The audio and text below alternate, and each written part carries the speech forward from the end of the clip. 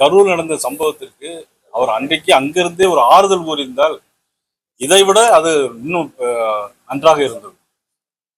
அன்றைக்கே கூட இருந்து ஆறுதல் கூறியிருந்தால் நான் இன்னைக்கு முதலமைச்சரா வந்துட்டாரு, முதலமைச்சரா வந்ததுனால இன்னைக்கு கருணை அடிப்படையில் ஆணை கொடுக்கறது அதை பத்தி ஒன்றும் தவறில்லை.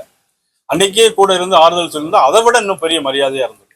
அதிமுகவுடைய கரூர் உறுப்பினரும் ராஜினாமா செஞ்சிருக்காரு. இந்த சூழல்ல இப்ப போய் அங்க போய் அந்த கருணை அடிப்படையிலான பணி நியமனம் அரசியல் காரணங்களுக்காக வழங்கப்படுவதாக கருதுகிறார். இல்ல, உண்மையில இது முழுக்க முழுக்க அரசியல் காரணம் தான். ஒன்று, அங்குள்ள சட்டமன்ற உறுப்பினர் தனது பதவியை ராஜினாமா செஞ்சிருக்கிறாங்க. ராஜினாமா செய்ய வேண்டிய அவசியமே இல்லை. தேர்தல் முடிந்து 50 நாளைக்குள்ள ராஜினாமா செய்ய வேண்டிய அவசியம் அம்பாசமுத்திரத்திலையும் தேவையில்லை, கரூர்லையும் தேவையில்லை, விராலிமலையிலும் தேவையில்லை. ஆனால் இது இன்னைக்கு அரசாங்கம் இன்னைக்கு அதை தவறான முறையில் இன்னைக்கு சட்டத்தை தவறான முறையில் பயன்படுத்துகிறது. இது இப்போ விஜய் கூட்டணிக்கு தமிழக வெற்றி கழகத்தினுடைய கூட்டணிக்கு தொடர்ந்து போயிட்டே இருக்காங்க. காங்கிரஸ் கட்சி தொடர்ந்து விமர்சனம் செஞ்சுட்டே இருக்காங்க. காங்கிரஸ் கட்சி அவங்க கூட்டணிக்குள்ளே இருக்கக்கூடிய திருமாவளவன் பேசினது, நாங்க திமுகவோட நட்போட இருக்கோம்னு சொல்லி பேசினார் அப்படிங்கிறது காங்கிரஸ் மாணிக்கம் தாக்கூர் விமர்சனம் பண்ணிட்டாரு. வைகோ அவருக்கு நோபல் பரிசு கொடுக்கலாம்னு சொல்றாரு. அதுக்கு தொடர்ந்து அவங்க ரியாக்ட் பண்றாங்க. எப்படி அவங்க கூட்டணிக்குள்ள ஒரு பிரச்சனை போய் ஏற்படுதுன்னு பாக்குறீங்களா? எப்படி அது? ஏற்கனவே INDI கூட்டணி இருந்துச்சு. இப்ப அந்த கூட்டணி அங்கிருந்து இல்லை. இப்போ அடுத்தால வரக்கூடிய 2029 தேர்தலில் மீண்டும் இந்தியாவுடைய பிரைம் மினிஸ்டர் மோடி அவர்கள் உறுதியாக வருவார்கள் என்பது எல்லோருக்குமே தெரிந்த விஷயம். ஆக இந்த மாதிரி சூழ்நிலையில இன்னைக்கு மதிப்புக்குரிய திருமாவளவன் அவர்கள் இன்னைக்கு நாங்கள் திமுகவோட நட்புறவோ இருக்கிறோம், இது பாலுக்கும் காவல் பூனைக்கும் காவல்ங்கிற மாதிரி உள்ள ஒரு பேச்சாக இருக்கிறது. இதை எப்படி ஏற்றுக்கொள்ள முடியும்? காங்கிரஸ் கட்சி காலங்காலமாக தமிழகத்திற்கு துரோகம் செய்த கட்சி. அது காவிரி பிரச்சனையா இருக்கலாம், முல்லை பெரியாறு பிரச்சனையா இருக்கலாம், எல்லாம் துரோகம் செஞ்ச கட்சி. கச்சத்தீவை தாரை வாய்த்து கொடுத்ததே மதிப்புக்குரிய இந்திரா காந்தி அம்மையார் என்பது எல்லாருக்குமே தெரியும். உங்களை மீனவர்களுக்கு துரோகம் செஞ்சது காங்கிரஸ் கட்சி, மதிப்புக்குரிய இந்திரா காந்தி அம்மையார் அவர்கள். இதையெல்லாம் இப்போ இருக்கிற காங்கிரஸ் கட்சியில மாநில தேர்வு அறிவாரா அல்லது தெரிந்திருக்கிறாரா என்பது தெரியவில்லை. தற்போது கூட இன்னைக்கு கர்நாடக மாநிலத்தில் இன்றைக்கு ஆண்டு கொண்டிருக்கிற கட்சி காங்கிரஸ் கட்சி. மேகதாது அணையில் அணை கட்டுவோம் என்று சொல்லியிருக்கிறார்கள். ஆனா அதை கூட இன்னைக்கு தடுத்து நிறுத்த முடியல. ஒரு போன்ல கூட சொல்லிடலாம்.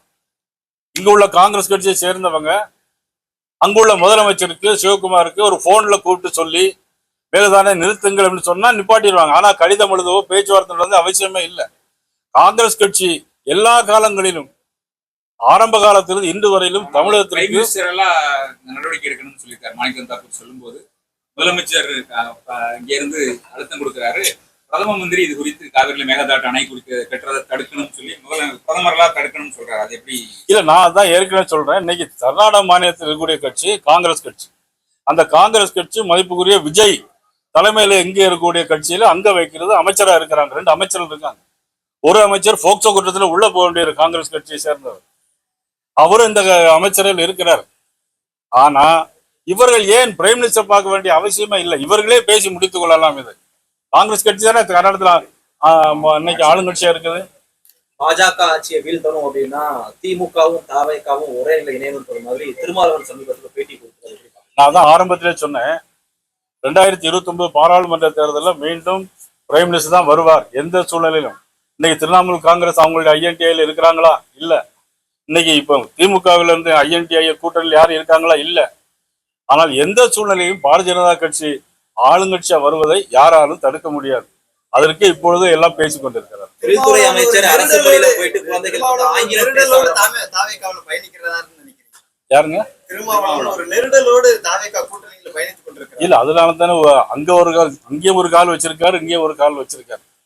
அவர் ஏண்டா போனோம்னு நினைக்கிறாரா அல்லது இங்க ஏன் இருக்கிறோம் என்று நினைக்கிறாரா என்பதை ஒரு தெளிவுபடுத்தினா நல்லா இருக்கும். மக்கள் கட்சி தாவேக்காவோடு நெருங்குவதால் இந்த முடிவை எடுக்கக்கூடிய ஒரு நிலைக்கு தள்ளப்பட்டிருக்கிறார். அத மாதிரி ஒரு கேள்வி இதுவரை நான் கேள்விப்படல. இப்ப நீங்க சொல்லிதான் அதை பத்தி தெரியுது.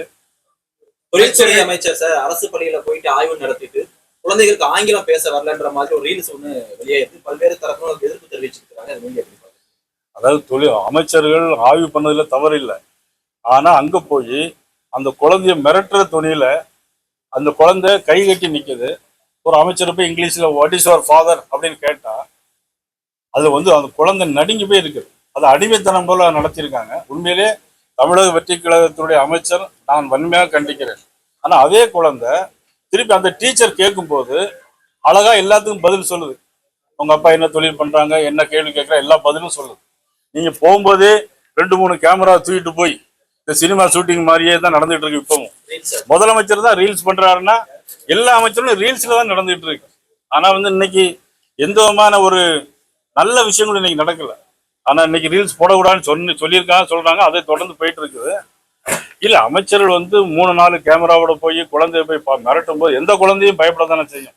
இப்ப திடீர்னு சிவமணி போய் 4 பேர் கேமராவோட பதில் சொன்னா என்ன பதில் சொல்ல முடியும்? ஒரு பதில் சொல்ல முடியாது. ஆனா குழந்தைய அடக்குமுறையை பண்றது தவறு. அது அதே குழந்தை ஆங்கிலத்துல அழகாக பதிலும் சொல்லியிருக்கிறது. தமிழக வெற்றி கழகத்தினுடைய 50 நாள் ஆட்சி எப்படி பாக்குறீங்க? 59 நாள் ஆச்சு.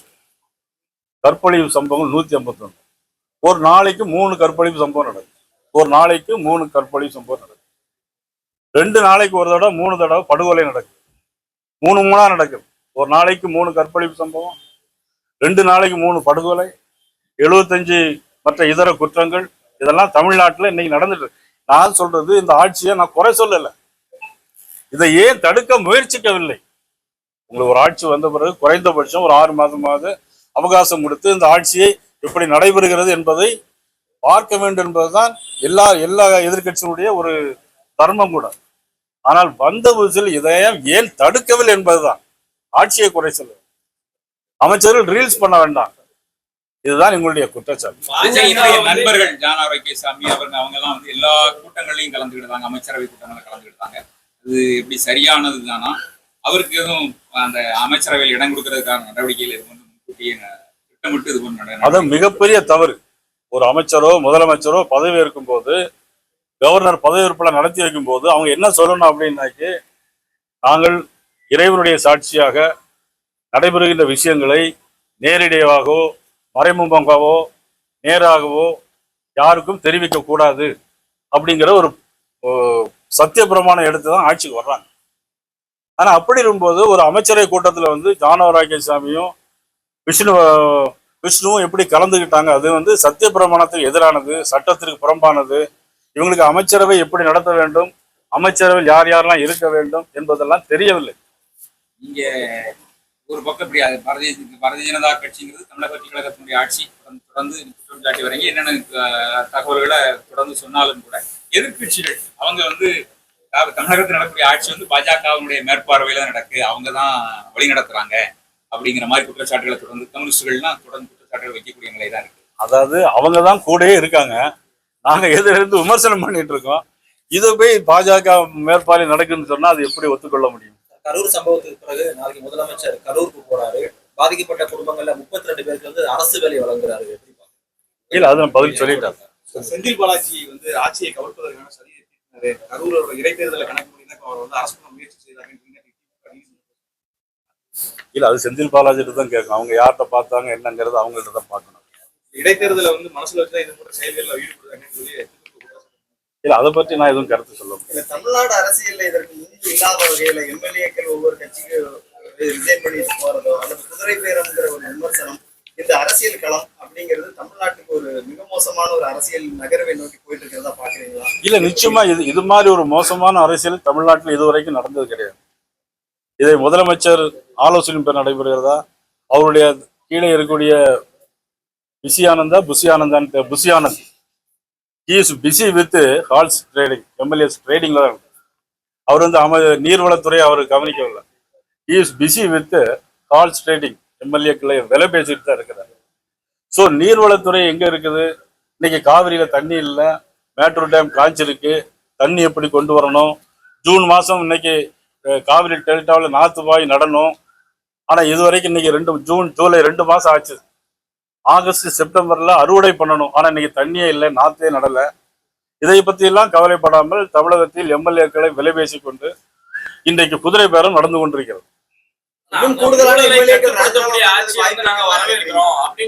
பாஜக முன்னாள் மாநில தலைவர் அண்ணாமலை சொல்லியிருக்காரு, ஊழலை கட்டுப்படுத்தக்கூடிய ஆட்சியை வரவேற்கிறோம் அப்படின்னு சொல்லி. அப்ப இந்த ஆட்சியில ஊழல் கட்டுப்படுத்தப்படுவது நீங்க நினைக்கிறீங்களா? பாரதிய ஜனதா கட்சியில் யாராவது அப்படி பேசியிருந்தால் அதுக்கு நான் பதில் சொல்றேன். இல்ல இன்னும் அதிகமான எம்எல்ஏக்கள் விலை பேசப்பட வாய்ப்பு இருக்கிறதா நினைக்கிறீங்க? இல்ல அதை பத்தி ஒன்றும் தெரியல. யார் விலை பேசுறாங்க, யார் விலை போறாங்கிறது தெரியல.